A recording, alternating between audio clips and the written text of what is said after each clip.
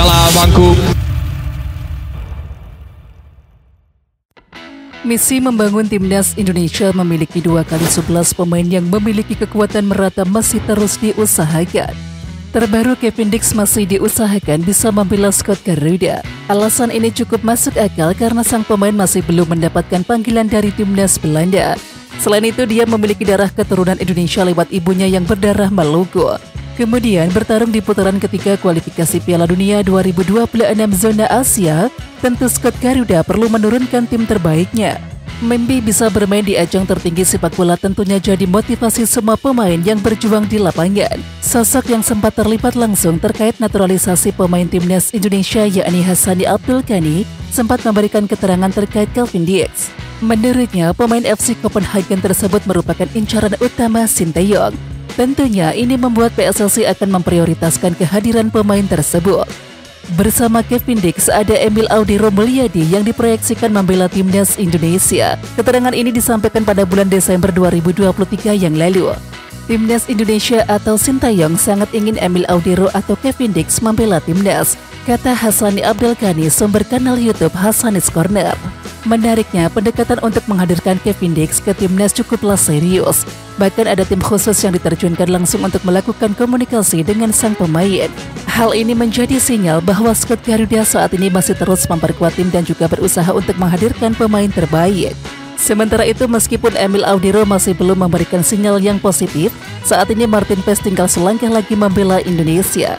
Tapi dari bocoran yang saya dapat, memang ada tugas yang diberikan oleh federasi untuk terus mendekati Emil Audero dan Kevin Dix, terang Hassani Abdul Ghani.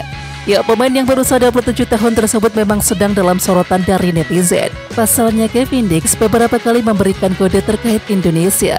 Terbaru pengamat sepak bola Indonesia yakni Roni Pangemanan mendapatkan kabar bahwa Kevin Dix sedang diusahakan bisa membela timnas Indonesia. Dan kabar ini disampaikan langsung oleh Ketua Umum PSSI Erick Thohir. Bek timnas Indonesia Elkan Bagot menunjukkan proses latihan pribadinya untuk persiapan mengarungi musim 2024-25. Lama tak mengunggah postingan di Instagram sejak liburan kemarin, Elkan Bagot kini mengunggah video latihannya secara pribadi. Latihan tersebut dilakukan oleh Elkan Bagot kemungkinan demi persiapan mengarungi musim 2024-25.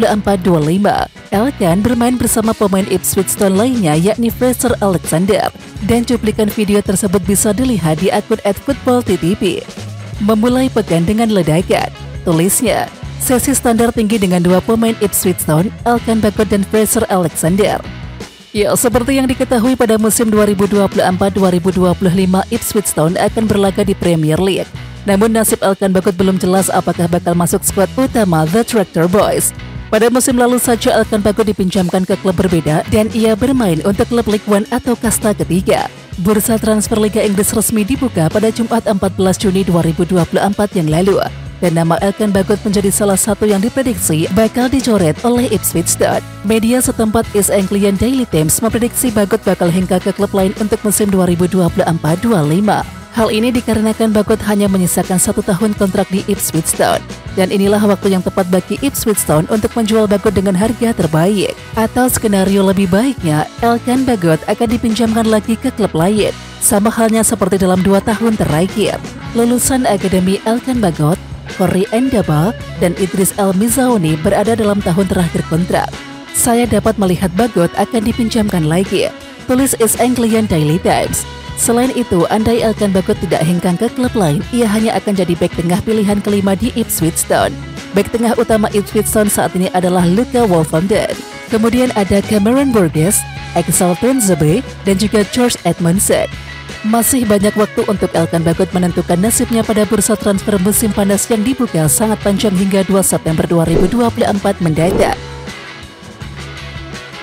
PSSI dikabarkan masih belum mengupayakan Beast Sugars untuk membela timnas Indonesia pada putaran ketiga kualifikasi Piala Dunia 2026 zona Asia.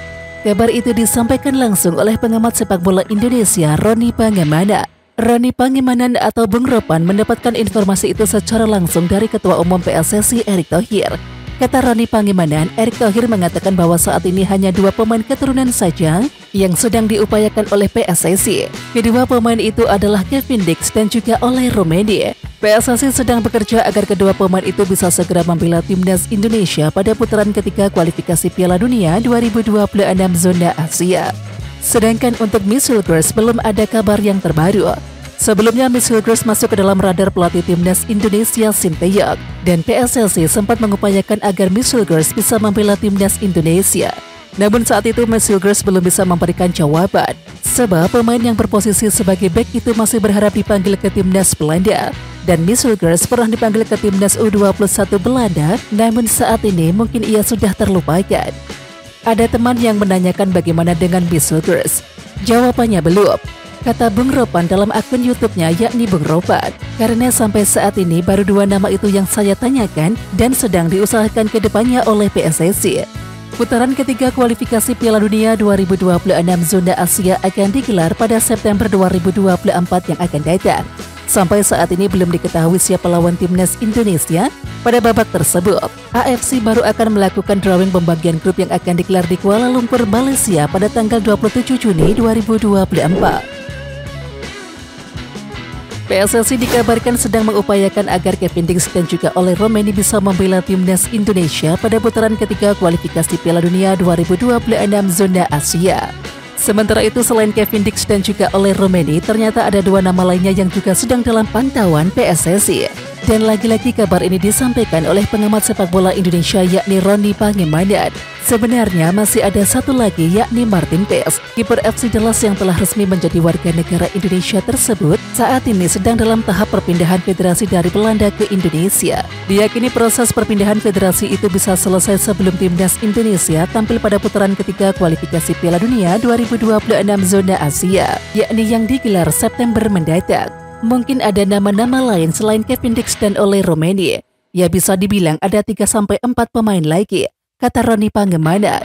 Sementara itu di media sosial memang sudah terlihat banyak beberapa nama pemain keturunan yang bisa saja dibidik oleh PSSI. Selain Cavendish dan juga Oleh Romeni, 2 nama lainnya yaitu adalah Milan Manhoef dan juga Jero Ridderwolde. Milan Manhoef saat ini memperkuat klub asal Inggris yakni Stoke City dan pemain berposisi sayap itu masih aktif membela timnas U21 Belanda. Sedangkan Jero Ridderwolde bermain untuk klub asal Inggris yakni Crystal Palace. Pemain yang berusia 27 tahun itu bisa menambah kekuatan sektor tengah timnas Indonesia. Banyak memang karena sudah beredar juga nama-namanya termasuk Milan Manhoef dan Jero Ridderwolde. Tapi baru 2 ini, yakni Cavendish dan Oleh Romeni yang sedang diupayakan terus oleh PSSI, tutup Roni Pangemanan. Bek timnas Indonesia Asnawi Mangkualam tidak bisa bersantai pada musim depan Liga 1 Thailand karena pasalnya klub yang dibelanya saat ini yakni Port FC merekrut pemain baru per Senin 17 Juni 2024. Port FC merekrut pemain belakang timnas Singapura yakni Irfan Pandi. Port FC mengumumkan telah merekrut Irfan Pandi untuk meningkatkan level permainan, tulis akun Instagram Port FC. Dan kabar perekrutan tersebut untuk mengisi kuota pemain Asia Tenggara di klub Port FC. Port FC secara resmi mengumumkan bahwa bek tim nasional Singapura Irfan Pandi telah resmi bergabung untuk bertarung di musim 2024-25 sebagai pemain kuota ASEAN, ujar Irfan Pandi. Irfan Pandi direkrut dengan status bebas transfer. Sebelumnya Irfan Pandi tampil untuk klub BK Phantom United. Hadirnya Irfan Pandi membuat Port FC memastikan telah menggenapi kuota pemain Asia Tenggara. Seperti yang diketahui, setiap tim Liga Thailand berhak mendaftarkan 2 pemain asing asal negara-negara Asia Tenggara. Penyerang klub Liga Belanda 2023-2024 Sjoerd Loshamsen membuka peluang membela timnas Indonesia. Namun hal itu tergantung dengan peluang berkostum The Orange tersebut. Hamsen merupakan pemain Fortuna Sittard U21. Ia masih berusia 16 tahun sehingga sebetulnya ditempatkan di tim U18. Akan tetapi, penampilan Hamsen dinilai layak untuk dipromosikan lebih cepat. Dengan usia yang begitu belia tersebut, tentu saja pemain yang berdarah Belanda itu bisa diandalkan untuk setidaknya 10 tahun ke depan. Sang pesepak bola mengaku memiliki darah Indonesia dari neneknya yang lahir di Jakarta, sementara ayahnya memiliki darah campuran Indonesia-Belanda. Dalam interview dengan Yusa Nugraha di kanal YouTube-nya, Hamsen mengatakan sering memakan makanan Indonesia ketika berkunjung ke tempat sang nenek. Ia menyukai sate lengkap dengan saus kacangnya. Kepada Yusa Nugraha, Hamsen mengaku terbuka untuk membela timnas Indonesia di masa depan. Akan tetapi, semua tentu tergantung pada apakah akan dipanggil timnas Belanda atau tidak. Untuk saat ini, saya belum tahu karena tergantung kapan juga, kata Hermsen. Jika saya tidak bermain untuk timnas Belanda, maka saya mempertimbangkan Indonesia. Tandas Hermsen, sumber kanal YouTube Yusa Nugraha, Selasa 18 Juni 2024. Kendati masih berusia 16 tahun, Hermsen sudah melakukan debut bersama Fortuna Sittard. Dan hal itu terjadi pada laga melawan Heracles Almelo 19 Mei 2024, meskipun hanya tampil selama 2 menit. Menariknya di laga itu, Hermsen duduk di bangku cadangan bersama dengan pemain timnas Indonesia yakni Ragnar Oratmangun. Sayangnya, sang senior sama sekali tak diturunkan pada laga tersebut. Throw-in Pratama Arhan menjadi salah satu senjata timnas Indonesia untuk mencetak gol. Salah satu pemain yang paling sering memanfaatkannya adalah Elkan Bagot. Dan hal ini diakui oleh Pratama Arhan saat bercerita di acara The Derby di channel YouTube Justinus Laksana. Pratama Arhan mengakui bahwa awal mula perkenalannya dengan teknik throw-in tersebut terjadi secara tidak sengaja. Dirinya mengenal teknik tersebut saat mengikuti sebuah turnamen di bangku SMP. Senjata throw-in jauh khas Arhan ini menjadi ciri khas atau salah satu cara timnas Indonesia mencetak gol. Terakhir kali lemparan Arhan membuat lini pertahanan Vietnam kocar-kacir dan memudahkan Egy Maulana Fikri mencetak gol di SUGPK pada Maret 2024 yang lalu. Pemain asal Blora, Jawa Tengah itu mengaku memiliki 3 opsi saat throw-in dilakukan. Ada beberapa opsi. Biasanya kita siapkan 3 opsi, ujar Arhan. Pertama, pasti tiang dekat. Kedua, agak keluar, mengincar tengah. Ketiga, tiang jauh. Paling ada geser tangan untuk kode dari pemain yang ingin mengambil bola, ujar Pratama Arhan. Saat mode throw-in panjang itu dilakukan, Arhan mengakui bila Elkan Bagot menjadi yang paling sering memanfaatkannya. Sayangnya, pada pemanggilan Juni 2024 kali ini Elkan Bagot tidak dipanggil timnas Indonesia, sehingga opsi Arhan beralih ke Ceitsis atau Rizky Ridho. Biasanya kalau ada Elkan, ya Elkan yang menyambar bola, kata Arhan. Kalau nggak ada, ya Ceitsis dan Rizky Ridho.